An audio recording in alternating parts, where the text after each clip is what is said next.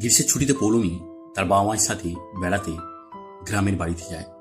12 বছরের পৌলমী পাটেল জানতো না এই গ্রীষ্মের ছুটি তার জীবনকে সম্পূর্ণরূপে বদলে দেবে।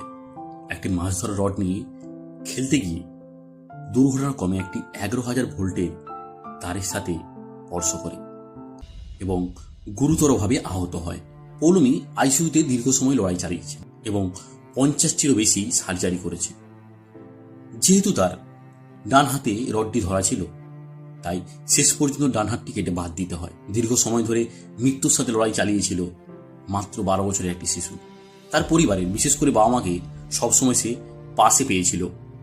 পৌলমী তার ডান হাতে একটি প্যাস্থেটিক হাত লাগায় আর ধীরে ধীরে লেখা শুরু করে। শুরুর দিকে কষ্ট হলেও হাল ছাড়েনি লড়াকু মেয়ে। যে মৃত্যুর সাথে লড়াই করে এসেছে, তার কাছে এটি তো খুবই সহজ কাজ। ক্রমাগত সে তার